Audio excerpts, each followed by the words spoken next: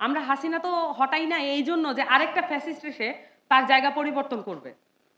এইটা ভুল করার কোনো কারণ নাই যে একটা পাওয়ার থেকে আরেকটা পাওয়ারে ট্রান্সফার হওয়াই এই গণঅভ্যুত্থানের লক্ষ্য ছিল। তারা ঐকমত্য কমিশনে যেমন গুন্ডামি মাস্তানি করেছেন, তারা এলাকায় একইভাবে গুন্ডামি মাস্তানি করেন এবং তারা মনে করেন মাস্তানি করে এবারের ভোট কালেক্ট করা যাবে। আমি মনে করি না তা, কারণ বড় পলিটিক্যাল পার্টি এটা কিন্তু একটা অহংকারের বিষয় এবং তাদের অনেকের চুলদাড়ি পেকে গেছে, কিন্তু তারপরও তারা রাজনীতিতে আছেন। কিন্তু এখন অনেকে আছেন যাদেরকে এখন বড় বড় কথা বলতে দেখা যায়, কিন্তু আজ থেকে ঠিক 1 বছর আগেও তাদের হতাশাময় পংক্তি আর ক্রন্দন এই দুইটাই ছিল আমাদের মিডিয়ার দেখার বিষয়বস্তু। তাদের কাছ থেকে আমরা বিপ্লবী কোনো স্পিরিট কখনোই দেখতে পাইনি। তারা এটা নিজেরাও বিশ্বাস করতো না কখনো কোনো গণ অভ্যুত্থান হবে। এই বড় বড় দলের বড় বড় নেতারা সব জায়গায় নিজেদের সেটেলমেন্ট করে রেখেছিলেন আওয়ামী লীগের সাথে। আমাদের দেশের রাজনীতিবিদ, অনেক বড় বড় রাজনীতিবিদ, অনেক বড় বড় দলের আছেন, তারা এখনো তাদের যে স্পিচ ডেলিভারি সেগুলোতে এখনো দেখেন যে কি ধরনের ভূমিকা পালন করছে। এখানে আপনি দেখবেন যে কোনো দলের কোনো ভেদাভেদ নাই। এখানে জেনজি, আমরা এটাকে বলেছি জেনজি রেভলিউশন। আমরা এটাকে কেন বলেছি? কারণ মাঠে আমরা বুক চিতিয়ে দাঁড়াতে দেখেছি জেনজিদের, ইয়াংদের, তরুণ জনগোষ্ঠীর পুরো রক্তের উপর দিয়ে এই সরকারটা প্রতিষ্ঠিত হয়েছিল। কিন্তু আমরা অবাক হয়ে লক্ষ্য করলাম এখন এসে এই জেনজিদেরকে এক ধরনের ক্রিমিনালাইজ করা হচ্ছে। ভুলে যাবেন না এবং আপনারা কেউ ভুল করবেন না যে এই ক্রিমিনালাইজেশনের শেষ এখানেই না। এটা শুধু বক্তব্যের মধ্যে দিয়ে ক্রিমিনালাইজেশন হবে তা না। জুলাই সনদ যদি আদেশের মাধ্যমে বাস্তবায়িত না হয়, যদি আইনি প্রক্রিয়া এটা সুনিশ্চিত না হয়, তাহলে এই ক্রিমিনালাইজেশন কোর্ট থেকে পর্যন্ত হবে। বাংলাদেশের সুপ্রিম কোর্ট কখনোই স্বাধীন ছিল না এবং এমন কোনো ব্যবস্থা আমরা এখন পর্যন্ত যা ঐক্যমত্যে এসেছি, এমন কোনো ব্যবস্থা আমরা এখনো করতে পারি নাই যে আমরা সুপ্রিম কোর্টে স্বাধীন করতে পারবো। এই যে পরাধীন আমাদের যে সুপ্রিম কোর্ট, পরাধীন নির্বাচন কমিশন, পরাধীন দুর্নীতি কমিশন, এই কমিশনগুলোকে এই অবস্থায় রাখা, এইটা স্ট্যাবলিশমেন্টের জন্য দরকার, বড় পলিটিক্যাল পার্টিগুলোর জন্য দরকার। কারণ বড় পলিটিক্যাল পার্টি এটা কিন্তু একটা অহংকারের বিষয় এবং তাদের অনেকের চুলদাড়ি পেকে গেছে, কিন্তু তারপরও তারা রাজনীতিতে আছেন, সেটা আমরা সাধুবাদ জানাই, সম্মানের জায়গাও রাখি।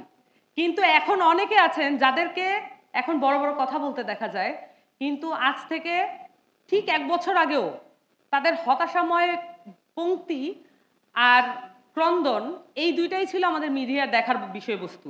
তাদের কাছ থেকে আমরা বিপ্লবী কোনো স্পিরিট কখনোই দেখতে পাইনি।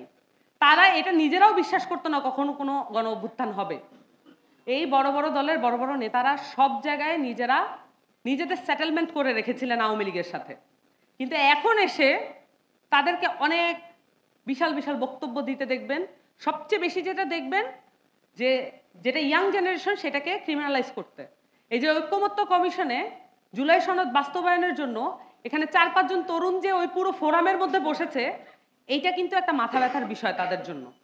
এবং তারা তো এখন 3 বছরের কথা বলেন, কিন্তু আমরা আমাদের যতদিন জীবন, আপনারা ভুলে যাবেন না, আমাদের শৈশব কৈশোর আমরা পার করেছি ফ্যাসিস্ট আমলে। আমরা শুধুমাত্র আমাদের পুরো কৈশোর এবং আমাদের পুরো ইউনিভার্সিটি লাইফ আমরা স্বপ্ন দেখেছি কিভাবে এই হাসিনা ফ্যাসিস্টকে আমরা কিভাবে হটাবো, এই ফ্যাসিবাদী কাঠামো আমরা কিভাবে পরিবর্তন করব। আমরা হাসিনা তো হটাই না এই জন্য যে আরেকটা ফ্যাসিস্ট এসে তার জায়গা পরিবর্তন করবে। এইটা ভুল করার কোনো কারণ নাই যে একটা পাওয়ার থেকে আরেকটা পাওয়ারে ট্রান্সফার হওয়াই এই গণঅভ্যুত্থানের লক্ষ্য ছিল। এইটা এই জায়গায় নিয়ে যাচ্ছে আমাদের পুরাতন রাজনৈতিক দলগুলো। তাদের সেই বুদ্ধিবৃত্তিক মেকানিজম নাই। তারা অনেক ভালো করেই ঘুম থেকে ওঠেন, ভালো করেই ঘুমাতে যান, নিয়ম মতো চলেন, কিন্তু তারপরও তাদের এই বুদ্ধিবৃত্তিক ক্যাপাসিটি নাই এই যে বাংলাদেশকে নতুন একটি সামাজিক এবং রাষ্ট্রীয় কাঠামোর মধ্যে দিয়ে নিয়ে যাওয়া, এই ক্যাপাসিটি তাদের নাই। এই কারণে তারা যেটা করেন, তারা নিজেদেরকে এমনভাবে পোট্রে করেন যে তারাই সবচেয়ে বেশি কনফিডেন্ট, কিন্তু এই কনফিডেন্স ধুলোয় মিশে যাবে যদি তাদের বিরুদ্ধে আবার জনগণ রুখে দাঁড়ায়, যদি তরুণরা আবার তাদের এই মিথ্যা কথার বলয় দেখতে পায়। বাংলাদেশে গণঅভ্যুত্থানের পরে মৌলিক কাঠামো পরিবর্তন, গুণগত কাঠামো পরিবর্তনের কোনো লড়াই আমরা করতে পারিনি এখন পর্যন্ত। এটার পিছনে বাধা হয়ে দাঁড়িয়েছে এস্টাবলিশমেন্ট এবং পলিটিক্যাল পার্টিগুলো। তারা এই এস্টাবলিশমেন্টের উপরে নির্ভরশীল। এখন এসে তারা যদি বলেন জুলাই সনদ বাস্তবায়ন করার দরকার নাই, এখন যদি তারা এসে বলেন জুলাই সনদ বাস্তবায়ন আদেশ এটা দিয়ে আমরা সময় ক্ষেপণ করছি, নির্বাচন পেছানোর চেষ্টা করছি, আপনারা কোন ধরনের নির্বাচন চান? আমরা তো জানি এখানে নির্বাচনে কোন ধরনের নেতারা জিতে এসেছে। করাপ্টেড, খুনি, দালাল এবং সেই সাথে ঋণ খেলাপি, এই হচ্ছে আপনার নেতারা। এবং এদেরকে দিয়েই বাংলাদেশের এই প্রাক্তন পলিটিক্যাল পার্টিগুলো চলছে। এই যদি সিস্টেম থাকে তাহলে আমরা নতুন ধরনের এই পলিটিক্স, নতুন ধরনের আশা, এগুলো আমাদেরকে সীমিত রাখতে হবে। কিন্তু এই জায়গায় আমাদের যে একটা নতুন রাজনৈতিক দল, তাদের যে ফাইটিং এটা আপনারা দেখেছেন, তাদের যে স্ট্রাগল এটা আপনারা দেখেছেন। পুরো ঐক্যমত্য কমিশনে এনসিপি তার যে জায়গাটা এটা সমুন্নত রেখেছে।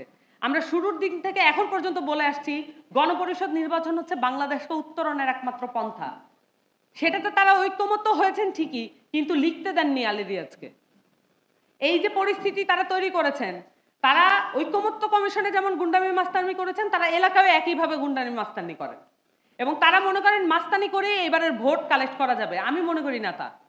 বাংলাদেশের মানুষ, বাংলাদেশের তরুণরা এখন এই 60% তরুণ তাদের ভোটের পাওয়ার এবং ভোটের যে মুভমেন্ট এটার মধ্য দিয়ে তারা তাদের যে গণভ্যুত্থানের ধারাবাহিকতা এটাকে বজায় রাখবে।